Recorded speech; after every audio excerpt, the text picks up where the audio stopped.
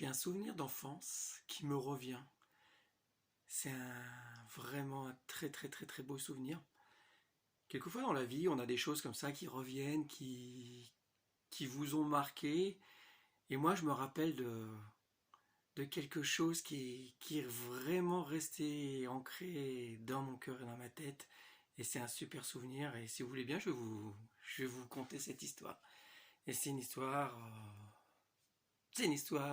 vraie, vraie, vraie. Et je pense que ça va rappeler pas mal de souvenirs à pas mal de gens aussi, qui sont de ma génération.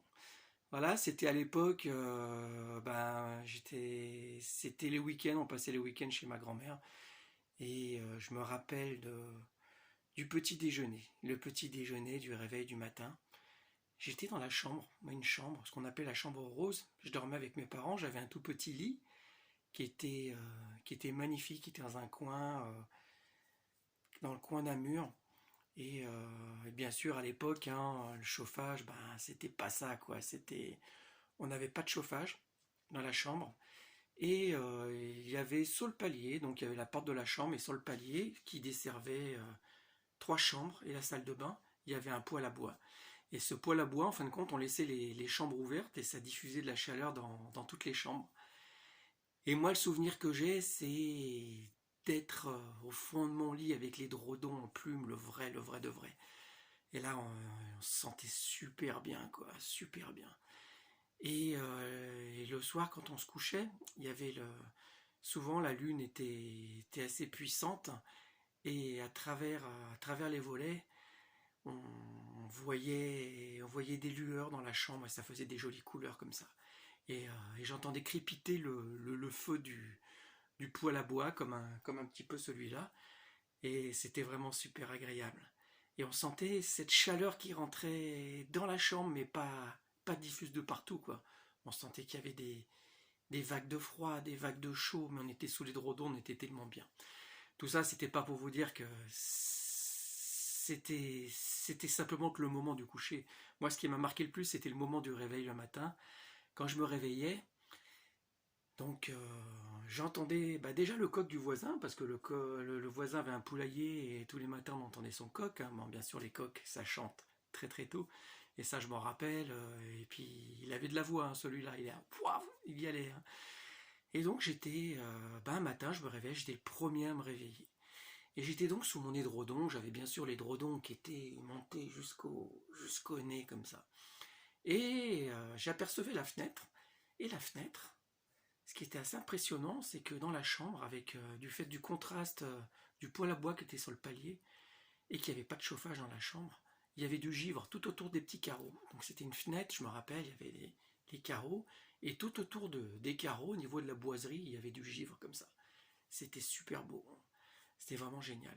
Et moi, j'avais plus envie de dormir le matin. J'avais qu'une envie, c'était de descendre. J'avais qu'une envie, c'était aller m'amuser avec mon frère et ma soeur, aller dans le jardin, parce qu'il y avait un vieux bassin au fond du jardin. Et on faisait les 400 coups. Et c'est vrai qu'à cette époque automnale, ce qu'on adorait, c'est il y avait déjà, ça commençait déjà un petit peu à avoir un tout petit peu de glace au-dessus du bassin. Et on s'amusait avec des cailloux, des choses comme ça. Et puis le jardin était génial. Donc c'était vraiment le lieu d'aventure pour nous. Quoi. Et donc, moi, je me réveillais, je sortais de ma couette, comme ça. Mes parents étaient dans la chambre, dans le grand lit, pareil aussi, avec un énorme édredon. Et moi, j'avais plus envie de dormir, donc je voulais descendre. Donc, j'avais des espèces, j'avais un pyjama, un gros pyjama, hein, et en plus, j'avais une petite veste de laine que je mettais en plus. Et là, je mettais mes grosses chaussettes, j'avais des énormes chaussettes je pense que c'était des chaussettes qu'avait tricoté ma grand-mère. Parce que quand je la regardais, en fin de compte, je la regardais, il y avait plusieurs couleurs. Donc, elle avait été rapiécée plusieurs fois, puis quelquefois, il n'y avait pas tout le temps la bonne couleur de laine. Donc, c'est ça qui était assez marrant. Hein. Donc, je mettais mes grosses chaussettes et je descendais. Donc, j'arrivais sur le palier, et il y avait le joli poêle à bois qui crépitait. Et puis j'entendais au loin comme des bruits de cuisine, des bruits de couverts, des bruits de... J'entendais des choses. Quoi. Et je pense que c'était ma grand-mère qui déjà était levée depuis l'aube, elle cuisinait, elle se levait pour cuisiner très très très très tôt. Et ce qui me frappe encore, c'est cette bonne odeur de cuisine qui montait jusqu'aux chambres dès le matin, très tôt, hein, pourtant. Et donc ma curiosité visuelle et mon flair me poussaient à descendre avant mon frère et ma sœur pour aller voir ce qui se passait dans la cuisine. Et donc je descendais. Il y avait un magnifique escalier en bois, et alors ça c'était aussi un lieu d'aventure, hein, parce que cet escalier en bois, il y avait des vieux patins qu'on servait pour aller dans la salle à manger, parce qu'il y avait un vieux parquet, quand ma grand-mère elle le cirait, il y avait des espèces de patins gris, et cet escalier en fin de compte, avec mon frère, on s'amusait, on prenait les patins, on se les mettait sous les fesses, et puis on dévalait les escaliers comme ça jusqu'en bas, quoi. Il y avait un petit premier virage, une ligne droite, et en bas il y avait un virage, et là on arrivait dans le couloir. Mais bon, là je le faisais pas le matin, je voulais pas réveiller tout le monde. Donc je descendais cet escalier, attisé par ma curiosité de mon nez et de ma vue, savoir quelles étaient toutes ces bonnes odeurs. Et donc je descendais, j'arrivais en bas. Par contre, plus je descendais les escaliers, plus le froid se faisait sentir. Parce qu'en bas, bien sûr, dans le couloir, l'escalier, il n'y avait pas de chauffage. Et à cette époque-là, en fin de compte, on se chauffait, toute la chaleur était dans la cuisine. Hein, c'est vrai qu'on vivait beaucoup, beaucoup, beaucoup dans la cuisine. C'était les repas, à cette époque-là, l'automne après l'hiver, tout se passait essentiellement avant le repas dans la cuisine. Et après, quand même, il y avait la salle à manger où il y avait une cheminée. Voilà. Et donc, moi, je descendais, et j'arrivais. Et là, la porte de la cuisine était fermée. Et tel un chat, j'arrivais tout doucement, tout doucement, tout doucement, quoi. Et là, je toquais. Et j'entendais ma grand-mère qui me disait « Qui c'est ?» Je disais « c'est moi, mamie. » « T'es déjà levé, toi ? Vas-y, rentre. » Et là, je rentrais. Et là, j'avais une odeur, mais de... Pourtant, c'était le matin, j'avais envie de sucrer, mais c'était quand même une odeur de sauce, de choses. Et puis là, j'arrivais dans la cuisine, et là, je me rappelle devant la fenêtre de la cuisine qui était elle aussi givrée, tout autour.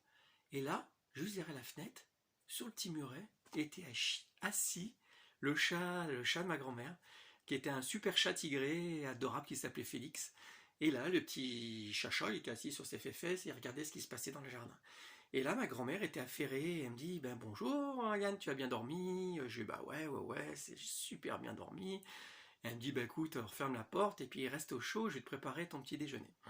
Et là, ma grand-mère était affairée sur son vieux fourneau à bois, là je me rappelle, qui pareil, crépitait, elle prenait une bûchette, elle l'a ouvert, elle a ouvert la petite porte en fonte comme ça, avec son petit crochet, et là elle mettait du bois, et c'était génial parce que c'était une chaudière en fin de compte à l'époque, c'était un poêle à bois, mais il y avait un compartiment où il y avait de l'eau, et après ça chauffait, il y avait des vieilles plaques avec plein de cerclages dessus en fonte, où on pouvait tout faire cuire.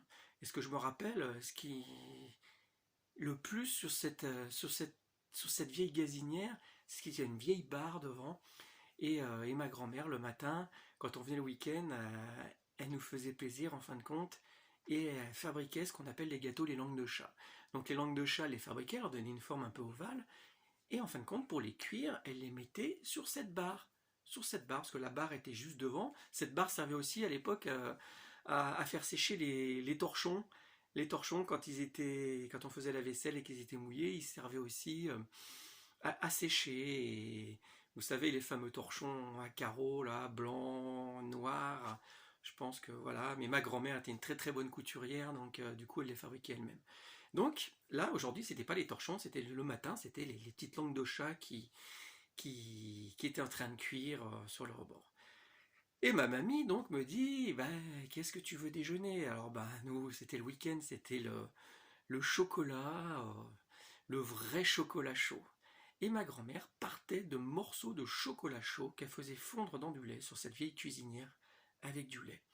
Mais la préparation, attention, à l'époque, c'était du chocolat chaud. Elle le faisait revenir comme ça dans ces vieilles casseroles. Je me rappelle toutes ces vieilles casseroles qui étaient super jolies. Il y en avait qui étaient accrochées un peu sur le mur. C'était magnifique. Et elle remuait jusqu'à ce que le chocolat fonde, Et cette odeur de chocolat, J'ai jamais retrouvé cette vraie odeur de chocolat chaud cuit par une cuisinière à feu de bois. C'est quelque chose qui est inimaginable et qui est incroyable. Et cette odeur, je l'ai encore un peu dans le pif et je veux jamais qu'elle s'en aille, cette odeur.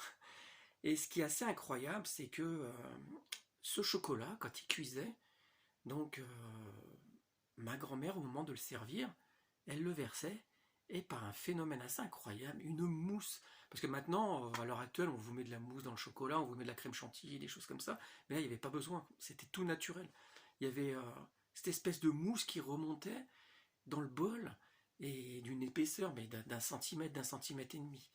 Et là, donc, je m'asseyais sur la table de cuisine. Je me rappelle, c'était la petite table de cuisine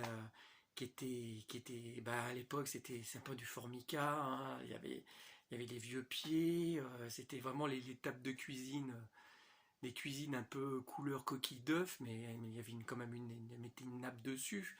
C'était chouette parce qu'en fin de compte, la nappe elle servait souvent parce que le soir, quand voilà, on faisait encore des veillées à cette époque-là, c'était la nappe servait en fin de compte, on jouait aux cartes dessus, donc c'était super. Donc il y avait là les jolies nappes. Et moi là, mais moi j'étais le matin, je m'asseyais sur ma chaise et j'étais en train de déguster, boire mon chocolat et ma grand-mère m'apportait ces fameuses langues de chat qu'elle avait cuites et j'avais le privilège du fait que j'étais le premier levé, donc à les goûter, elles étaient encore chaudes, c'était le goût dans la bouche, c'était incroyable quoi, c'était vraiment la langue de chat faite par les grands-mères. Et après, il y avait bien sûr le vieux pain de campagne. Alors là, non, on ne le faisait pas le pain de campagne, on allait l'acheter chez le boulanger, mais le boulanger, c'était un boulanger qui cuisait à l'ancienne le pain. C'était un gros pain de campagne. Et je me rappelle du gros couteau de ma grand-mère qui servait qu'au pain avec la planche. Donc elle m'a dit, est-ce que tu veux du pain? J'ai dit, ben, ouais, ouais, je voulais du pain. Et là, pareil, un délice, c'était avec le beurre, mais le beurre qui était coupé encore au fil. Et j'avais cette tranche de beurre devant moi et ma grand-mère me préparait une tartine et dessus elle me disait qu'est-ce que tu veux. Et là je me retournais, il y avait une espèce de vieux confiturier où dessus il y avait tout plein de poux, c'était tout plein, il y avait des... Et ma grand-mère faisait toutes ces confitures. Donc il y avait de la groseille, il y avait différentes groseilles, il y avait différentes couleurs. Il y avait de la prune, il y avait de l'abricot, il y avait les pots de cerises aussi qui étaient dans le placard parce qu'elle faisait aussi des cerises en sirop, des cerises aussi à l'eau de vie. Bon, ça c'était pas pour nous, c'était pas pour les enfants, c'était pour les parents et pour tout le monde, pour les frères et sœurs des parents et voilà.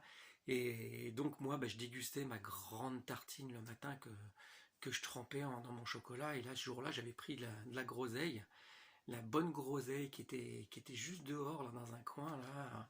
Je vois encore ce groseillier magnifique, juste devant la descente de cave. Il y avait une descente de cave où là on pouvait. Et là c'était la caverne d'Ali Baba, parce que je me rappelle qu'avec mon frère et ma soeur, on avait nos vieux vélos là qui étaient tout déglingués, mais qui roulaient comme ils roulaient, mais on s'éclatait comme des fous avec, quoi. Et là je prenais donc mon petit déjeuner. Et c'était le rêve. Et là, le jour était à peine levé encore, et petit à petit, ça se levait. Et je voyais toujours Félix, là, qui se retournait, qui faisait un miaou, qui faisait le dos rond, comme ça, là, le dos rond. Et ma grand-mère lui entrouvrait la fenêtre pour qu'il puisse rentrer. Et là, le chat venait dire bonjour. Ce chacha, il était magnifique. C'était un chat tigré. Il était super câlin, tout ça. Et pour rien vous cacher, aujourd'hui, bah, j'ai le même. Voilà. Vraiment, bah, on va dire presque 40 ans, 45 ans après, on a repris avec mon épouse et ma fille le même chat. Il s'appelle pas Félix, bon, il s'appelle Gap, mais c'est exactement le même. Et donc ce Félix, le matin, incroyable, venait sur la table à côté de moi déjeuner, venait me faire des ronrons, faire le dos rond comme ça, voilà. Il regardait ma grand-mère en train de s'affairer parce qu'elle était en train de préparer le repas du midi. Et là, sur la table qui était juste devant la fenêtre, il y avait toutes les épluchures, je me rappelle, il y avait les carottes, il y avait les pommes de terre, il y avait les oignons, il y avait tout. Mais par contre, tout ça, rien acheté, ça venait du potager. Elle avait un potager dans le jardin qui était immense, où elle passait du temps dedans, et d'ailleurs, on allait avec elle pour ramasser les légumes, et c'était vraiment la partie de plaisir, hein, du week-end, et chaque saison en fin de compte avait ses légumes bien spécifiques, hein. Et ça c'était vraiment extraordinaire parce que Chaque saison, on avait toutes les sortes de légumes. L'été, on avait les fruits, on avait tout. C'était incroyable, quoi. Et ce que je me rappelle aussi, un souvenir, qui était assez incroyable, c'est qu'on avait, mais c'était pas une corvée, quoi. C'était un plaisir de le faire. Quand elle allait ramasser les haricots verts, on était sur cette table. On était tous sur cette table de cuisine, à plusieurs, là, avec mon frère, ma soeur, il y avait ma mère, mon père. Mais bon, c'était réservé. Nous, on aimait bien faire ça, quoi. Il y avait les tantes et tout ça. Nous, les enfants, on équeutait les fameux haricots verts. Vous savez, les bons haricots verts, il faut casser le devant, casser la tige derrière, et voilà. Mais par contre, il y en avait, le midi, on était une table immense, il y avait beaucoup de familles qui venaient manger. C'était les repas, comme on appelait les repas familiaux. Donc c'était génial. Donc la corvée de haricots verts durait un certain temps. Mais nous, c'était un plaisir, c'était des petites choses. Il n'y avait peut-être pas de PlayStation, pas de machin comme ça, pas de jeu, tout ça. On se contentait de s'amuser avec ça. Et donc là, bah, j'ai aidé ma grand-mère donc le matin. Après, il y avait mon frère qui arrivait et ma soeur. Donc on était un peu embauchés en cuisine, on faisait un peu les petites choses et tout, mais nous, ça nous plaisait bien. Ça nous plaisait bien. Et puis après, tout le monde avait déjeuné. Et puis là, c'était le week-end campagne qui commençait. Et on n'en avait qu'une hâte, c'était de sortir. Alors, ben, pour rien vous cacher, c'est que la douche, c'était pas tous les jours. Comme ça, chez ma grand-mère, on faisait ce qu'on appelait la toilette de chat, comme Félix. Donc, on allait dans la salle de bain, là-haut, on remontait, tac, tac, tac, tac. Il y avait le poêle à bois dans le couloir. Par contre, la salle de bain, pas chauffée, hein, bien sûr. Donc là, on ouvrait bien la porte de la salle de bain pour que ça chauffe quand même. Et là, on se faisait une toilette de chat. Et une fois qu'on avait tous déjeuné dans cette bonne odeur de maison qui sentait, je me rappelle que ce jour-là, je pense que c'était un bœuf bourguignon. Et cette odeur du bœuf bourguignon, mais cette odeur, je la retrouve avec ma mère aussi, qui la cuisine très très bien. Voilà, qui cuisine très très bien le bœuf bourguignon. Donc maman, c'est un message pour toi, ton bœuf bourguignon était aussi bon que mamie. Voilà. Et c'était aussi pour dire que, ben voilà, c'est un souvenir d'enfant, je voulais vous faire partager. Un souvenir, je pense que ma génération, on a peut-être connu, ça va rappeler des souvenirs à certaines personnes, mais moi, c'était ce bon souvenir de petit déjeuner à la maison de campagne tous les week-ends. Parce que moi, j'habitais Paris et c'est vrai qu'avec mes parents, on avait la chance d'aller presque tous les week-ends chez ma grand-mère.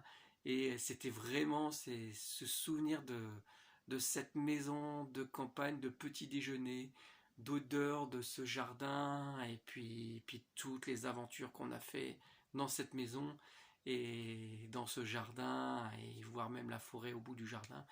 Mais ça, je le garde, et puis je vous raconterai d'autres histoires sur cette super enfance qu'on a la chance d'avoir eue, nous, voilà, et quelquefois, je me projette encore dans ces souvenirs, et bah, je les raconte à ma fille aussi, parce que ma fille est assez passionnée par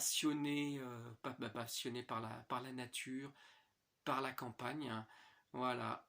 Et je tenais à vous faire partager cette belle histoire. Et puis, ben, une prochaine pour une prochaine aventure et une prochaine belle aventure, surtout à la campagne. Donc, je vous salue et puis je vous dis à très bientôt.